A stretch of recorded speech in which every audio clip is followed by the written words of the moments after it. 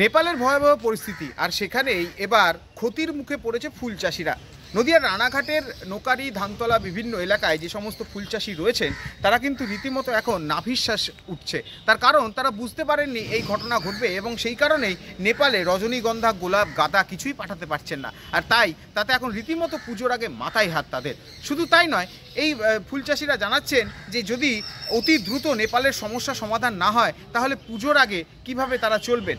ফুল চাষিরা নেপালে যায়, এবার গেলে এবার ওখানে ফুল বিক্রি হয় ভালো দামে, সেটা আর হচ্ছে না। সমস্যা বাজারের যে মালটা 200 টাকা বিক্রি, 300 টাকা বিক্রি হয়, সেটা 200 টাকা নেওয়ারও লোক পাওয়া যাচ্ছে না এখন। ভালো গাদা আর 15 দিন আগে চেম্বার করছে এই জায়গার লোকাল পার্টিরা 250, 280 টাকায়, সেই সব গাদা এখন 180 টাকা হয়ে গেছে। তারাও চাইছেন শীঘ্র যেন এই নেপালের সমস্যা মেটে এবং নেপাল যেন স্বাভাবিক ছন্দে ফিরে আসে। আর তাহলেই কিছু ফুল পাঠিয়ে অন্তত সংসারে এই ব্যবসা ঠিকঠাকভাবে করতে পেরে তারা পরিবারের মুখে হাসি ফোটাতে পারবে।